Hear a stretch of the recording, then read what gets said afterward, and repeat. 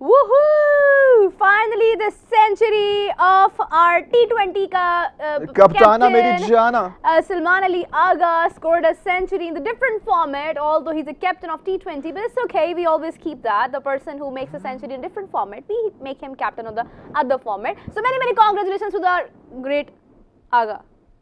क्या हुआ? सलमाना मेरी जाना के लिए तालियां।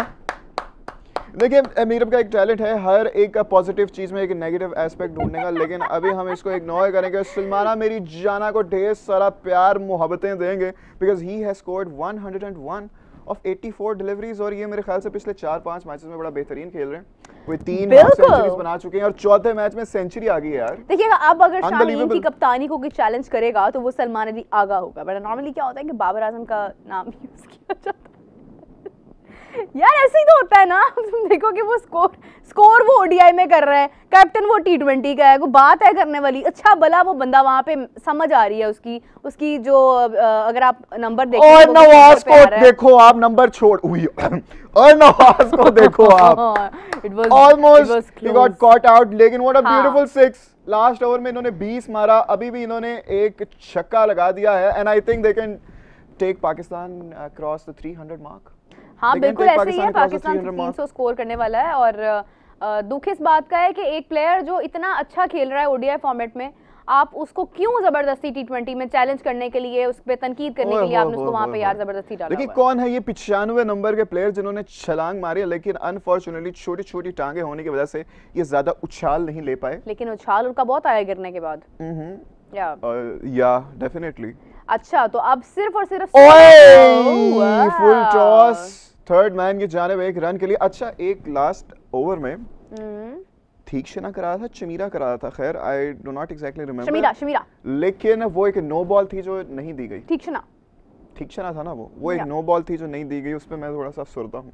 कोई बात नहीं, ऐसा बहुत बार होता है कि हमारा जो है वो नॉट आउट होता है, आउट दे दिया जाता है। हम लोग मेरा मतलब अंपायर्स के अंदर चिप लगाई हुई है, नो बॉल होती है तो वो नहीं बताते हैं, फ्री हिट होती है तो नहीं देते हैं। इसी तरह से मोस्टली ऐसा होता है हमारे साथ, कोई इतना मसला नहीं है। लेकिन दुख की बात है ना यार, आप सही तरह से अंपायरिंग करो। व्हाट आर यू डूइंग यार, इंटरनेशनल अंपायर्स हो आप, कोई क्लब क्रिकेट तो नहीं ना हो रही यहाँ पे। या एग्जैक्टली। और स्लो बॉल करा दी यार, नॉटी अस्तिथा नहीं है, अस्तिथा है, गुड नेम, लेकिन आपने स्लो बॉल क्यों कराई? अस्तिथा।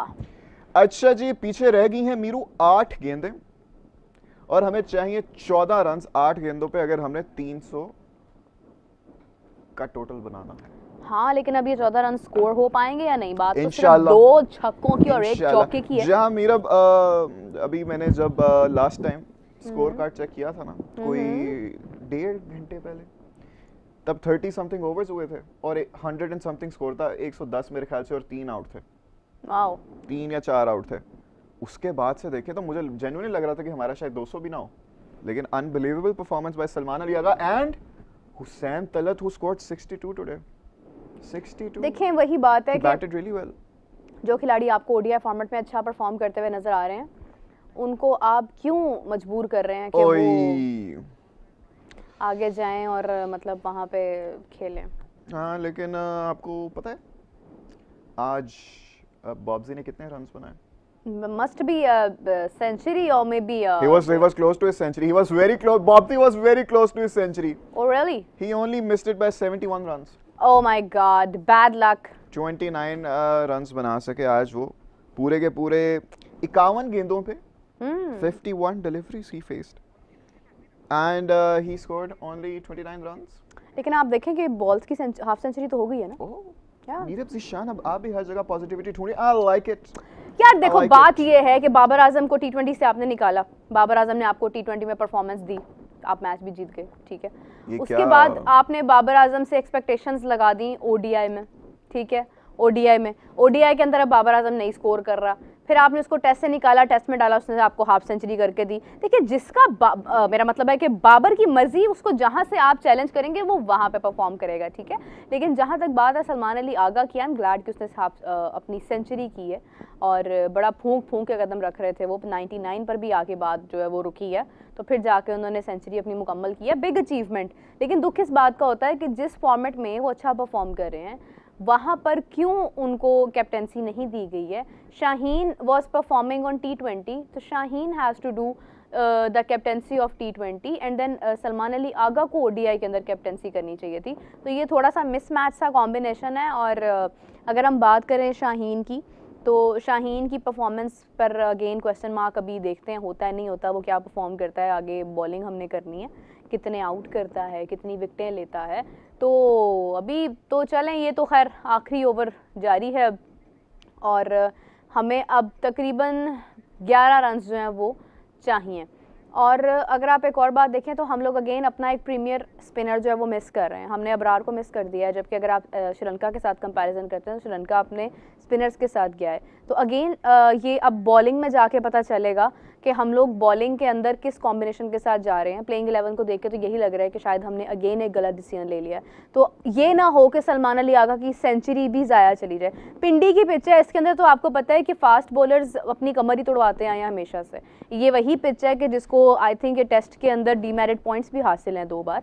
तो अभी यहाँ पर क्या होता है, कितने इंपॉर्टेंट हैं स्पिनर्स, ये तो आपको श्रीलंका की बॉलिंग लाइनअप देख के अंदाज़ा हो रहा होगा। हसारंगा आया, तीक्ष्ण आया, यहाँ पर डिफरेंट आपको स्पिनर्स नजर आ रहे हैं जो उनके बेहतरीन टॉप के स्पिनर्स हैं। तो इस मोमेंट पर उन्होंने तो अपनी बॉलिंग करके दिखा दी, और आपने देखा कि बाबर को जहाँ पर आउट करना था उन्होंने कर दिया। लेकिन यहाँ पर भी उनको रन्स पड़े हैं, अच्छे खासे पड़े हैं, कि हुसैन तलत ने भी यहाँ पर 62 कर दिया, यहाँ पे सलमान अली आगा ने भी सेंचुरी कर दी है, अभी नवाज़ भी अच्छे टच में है। तो इसका मतलब है कि रन्स पड़ रहे हैं उनको। तो हमारी बॉलिंग के ऊपर भी एक बहुत बड़ा क्वेश्चन मार्क है और एक बहुत बड़ा सवालिया निशान है कि क्या आज के मैच में हम इस बॉलिंग लाइनअप के साथ अपना ये जो स्कोर हमने बनाया है या जो बनाने जा रहे हैं, इसको हम डिफेंड कर पाएंगे या नहीं। मेरी ये तमाम गुफ्तगू करने का सिर्फ एक मकसद था कि हमें ज्वाइन करना था एक शख्सियत ने, उनसे बात करते हैं। अस्सलाम वालेकुम हमाद, कैसे हैं? वालेकुम अस्सलाम, अल्हम्दुलिल्लाह, आप सुनाएं। Welcome back to the show. Thank you so much. तो हमाद, कैसा लग रहा है मैच आपको? अगर आप देखें तो स्टार्ट में आमिर सुहेल ने कहा था कि 280 रन्स जो होंगे इस विकेट पे बड़े अच्छे होंगे, तो मेरे ख्याल से भी पार से तो ऊपर चला गया पाकिस्तान। अच्छा मैच होगा। मैं आपकी बात सुन रहा था जहाँ पे आपने कहा कि स्पिनर्स, पाकिस्तान ने स्पिनर नहीं खिलाया, तो मेरे ख्याल से पाकिस्तान ने ना जो विकेट को देखते हुए जो बॉलिंग खिलाई है, मेरे ख्याल से वो सूटेड है बहुत इस विकेट के हिसाब से। अगर आप देखें तो हसरंगा ने भी अपनी स्किल्स की वजह से ही जो भी उन्होंने बॉलिंग की अपनी स्किल्स की वजह से की है, लेकिन ऐसे उनको सपोर्ट मिल नहीं रही थी विकेट से। राइट। और टिक्शाना जो उनके मेन स्पिनर हैं, वो जो बॉल करते हैं, यानी आपको लग रहा है कि स्पिनर्स को रन्स पड़ रहे हैं, तो हमने ठीक किया फास्ट बॉलर्स को खिला। मेरे ख्याल से एक अच्छा डिसीजन है।